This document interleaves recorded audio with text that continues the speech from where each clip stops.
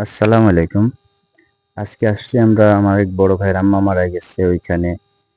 তো জিয়ারত খেতে এসেই দেখলাম আমরা ৩ নাম্বার ব্যাচে পড়ছি। তো অনেকেই খাচ্ছে। তারপরও উম পাশেই দেখলাম যে একটা প্যান্ডেলের মতো আছে। এখানে চেয়ার বিছানো আছে। তো আমি গিয়ে একটা চেয়ারে বসে পড়লাম। বসে পড়ার পরে প্লেট দিয়ে গেল। এবার প্লেট নিয়ে বসে আছি ভাতের জন্য। অনেকক্ষণ বসে থাকার পরে একজন এসে ভাত দিল। এখন হচ্ছে তরকারির পালা। যাক দেখি তরকারি কতক্ষণ পরে আসে। অপেক্ষা করতে করতে এখন এসে অপেক্ষার পালা শেষ হলো, তরকারি দিয়ে গেল। এখন দেখি খাওয়ার পালা। হুম, খুব মজা হয়েছে। তো আমি বুঝি না আসলে ওরা কি দিয়ে রান্না করে। জিয়ারতের খাবারগুলো এমনিতে একটু বেশি মজা লাগে আমার কাছে। আপনাদের কাছে কেমন লাগে আপনারা জানাবেন। এখানে অনেক মানুষের আয়োজন করা হয়েছে। তো আমিও খাচ্ছি। অনেক মানুষ আমাকে দেখতেছে। আসলে কেন দেখতেছে আমি জানি না। আমার পায়ে সমস্যা তো সেজন্য হয়তোবা দেখতে পারে। অনেক মানুষের হাঁটাচলাও করতেছে আবার অনেক অনেক চেয়ার খালিও আছে এখনো। হয়তোবা সামনে আগে যারা খেয়ে গেছে এখানে অনেক মানুষ ছিল। পরে আস্তে, আস্তে মানুষ কমে গেছে। তারপর আমি খাচ্ছি এখনো। আসলে ঘাটিটা করা হয়েছিল মাছ দিয়ে আর আলু দিয়ে। তো ঘাটিটা খুবই মজা হয়েছে। আমি এখন একটু ভাত নেবো সেজন্য ওয়েট করতেছি। তো একজন ভাতওয়ালাকে ডাক দিলাম।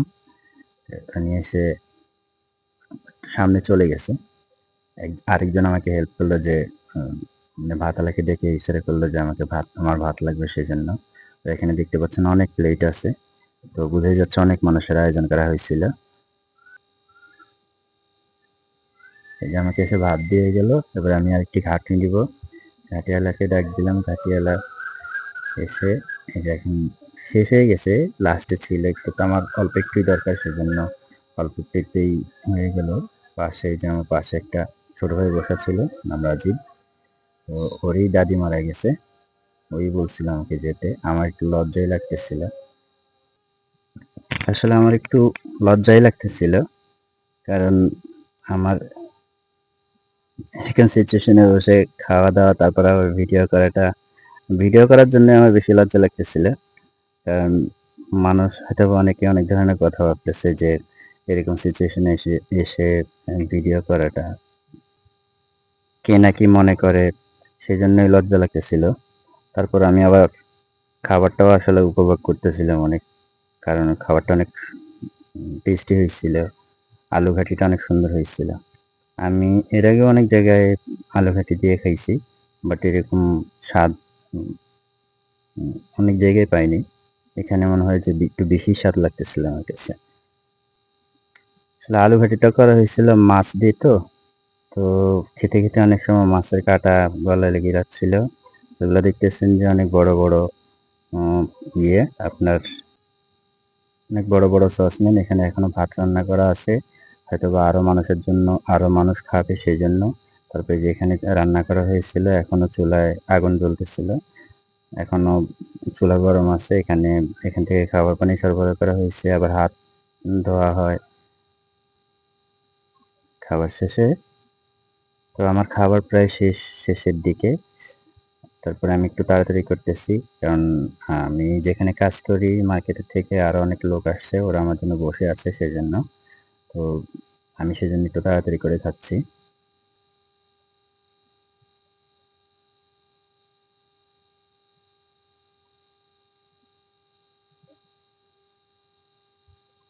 আমার পাশের মুরুব্বি ডাল দিয়ে খাচ্ছে। আমিও চাইছিলাম ডাল নিতে। কিন্তু ডাল নিলে আবার হয়তোবা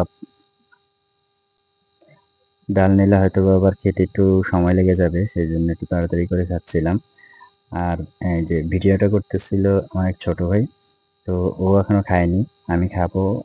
ভিডিও করতে হবে দেখে ও আগে আমাকে খাওয়ার জন্য বলতেছিল যে, "ভাই আপনি আগে খান তারপরে আমি পরে খাবো।" তো সেজন্য আমি আগে খাই, একটু তাড়াতাড়ি করতেছি যাতে আবার ও যদি না খেতে পারে সেজন্য। তো আমার খাওয়া-দাওয়া শেষ। আমি এখন যাচ্ছি হাত ধুতে। এখন কোথায় পানি, হাত ধোয়ার ব্যবস্থা করছে কোথায় সেটা জানি না। তো জিজ্ঞেস করলাম একজনকে, বলল যে সামনে হাত ধোয়ার ব্যবস্থা করছে। এখন আমি এখানেই যাচ্ছি হাত ধোয়ার জন্য। তো দেখি যে সামনে ২ টা বড়, বড় ড্রাম রাখা আছে। দেখতে পারতেছেন আপনারা। যে সামনে বড়, বড় ২ টা ড্রাম রাখা আছে। একটা ছেলে আসলে আমি বললাম যে হাত ধোয়ার ব্যবস্থা কোথায়? বলে যে আপনি এখানেই হাত ধোন। তো আমি ওকে বললাম যে গ্লাসটা দাও।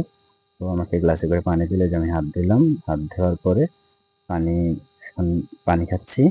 পানি খাওয়ার পরে ছেলেটা আমাকে আবার বলল যে, "পানি আর লাগবে কিনা?" আমি বললাম যে, "না, আমার আর লাগবে না পানি, রেখে দাও।" হাত তো ধোয়া হইলো। এখন তো এটা হচ্ছে আমার সেই ছোট ভাইটা যে এতক্ষণ ভিডিও করেছিল, আমাকে ভিডিও করে দিছিল। তো এখন ও খেতে বসছে আর সেজন্য আমি ভিডিও করতেছি। তো ওর খাওয়া শেষ হলে আমরা চলে যাব।